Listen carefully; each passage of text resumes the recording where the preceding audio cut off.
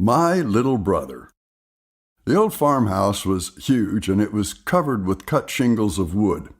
Unlike cedar shakes, which are hard, nearly impenetrable wedges of wood that are split into uneven surfaces and sizes, these shingles were cut out of softer wood, the surfaces machine-scored in narrow, shallow cuts, and painted. A few years after we moved into the house, the old man decided to paint it. The house was a battleship gray with white trim at the eaves, windows, and doors. Rather than change it to white, as Mother preferred, the old man decided to paint it gray again, on the theory that gray would cover gray in one coat. Because he had spent some of his youth painting houses, the decision was deferred to him. In preparation, the old man dug out an old gasoline-fired blowtorch. These little hand bombs were probably responsible for burning down more houses than any other single item except women in wool skirts jumping out of fireplaces in flames. And that was already generations behind us when the old man showed Giles and me how a blowtorch worked and why it was standard house painter's gear. Exterior paint from the 40s and 50s was oil-based enamel. Yes, it contained lead in significant quantities, but that was only a problem if you ate it, much less likely than with indoor paint. At any rate, the exterior paint of the day did not soak into wood well and gripped only onto other paint, a special primer that provided a surface for the final coat. Unfortunately, wood absorbs moisture, no matter how well it's covered, and those shingles were better at absorbing moisture than any other wood. Paint pulls away from moist wood. It blisters, hangs in strips, splits, and generally looks like heck within a few years of the initial work. The blowtorch is meant to burn away all the loose paint. But the generation of blowtorch we were using was fired with gasoline. The pot was filled with the liquid gas, and a small button at the top attached to a shaft with a plunger at the other end was pumped rapidly until pressure built up. A small amount of gasoline was poured into a tray under the mouth and lit. The old man opened a valve, and gasoline blew out under pressure, catching fire immediately. The pump had to be manipulated at very short intervals, and the gasoline would run out with no warning. Worst of all, the blame things blew up with appalling regularity, but the old man fired it up. Adjusting the flame to low-pressure burn, he began to play it slowly over the side of the house.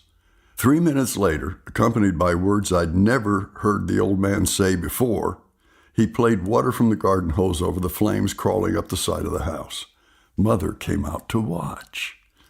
"It'll be okay, darling," he said, "as long as it just scorches the paint, see?" With a wire brush, he rubbed the now wet shingles. It was immediately apparent that more than paint had burned. Charred pieces of shingle lay on the ground around his feet. More new words. He picked up the blowtorch and opened the valve. Standing back, he gingerly played the flame along the row of shingles. The old man turned to Mother as he continued to char the paint. "See," he grinned, "it's going to be—" "Dick, Dad!" It was a dual shriek from Mother and my little brother. He and I whirled toward the house. Flames once again licked at the bottom edges of the shingles. An expanse about 10 feet long and 3 or 4 shingle rows high was burning steadily. I grabbed the hose while the old man went to work with the wire brush. When we had finished, it was apparent to both of us that several bundles of shingles would be required. It was apparent to Mother and the old man that the old man was done with the blowtorch. "But Pat," the old man was fighting a losing battle, and he knew it. "It's been a long time. I just need practice."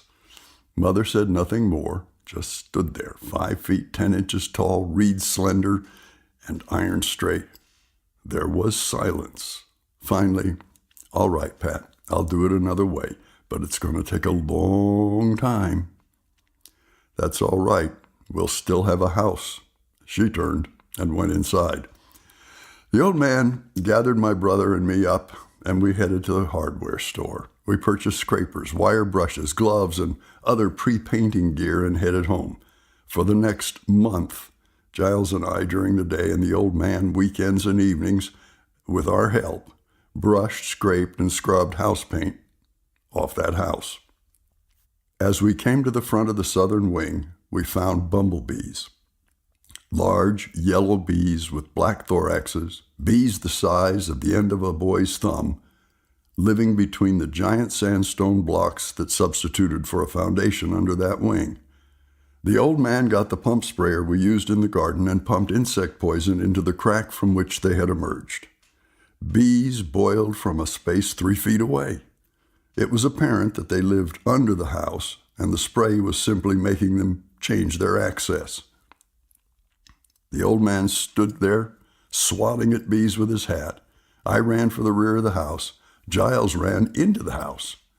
It wasn't long before I heard, "Boy, what the heck do you think you're doing?" "Killing bees," the boyish reply amidst choking laughter. It was definitely puzzling. I went to see what my little brother was up to. He was standing halfway up the road, ping-pong paddle in hand. He trotted back to the old man by the house. Picking up a slender limb he'd broken from one of the maple trees, he shoved it into the slot from which the bees had come. And out they came. Giles took off running toward the road.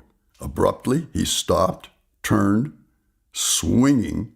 There was a sharp crack as the paddle met a bee. He ducked, leaned far enough back that I thought he'd fall, snapped the paddle out in another crack, and a bee sailed past my head. The old man allowed him to do that a few more times, and then he pointed out that even bumblebee hives contain several dozen, if not several hundred bees. Killing them one at a time with a ping-pong paddle wasn't going to get us anywhere.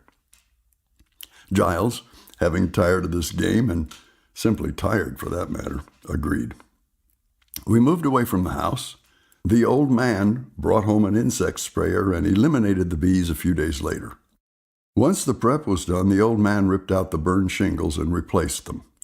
And when that was done, he hand-painted them with gray base coat. Finally, he covered and taped all the trim. Then he rented an air-driven paint sprayer. In the 50s, this consisted of a paint-covered air tank, a compressor, and 2 hoses connecting the air tank to the paint tank attached to the bottom of the sprayer head.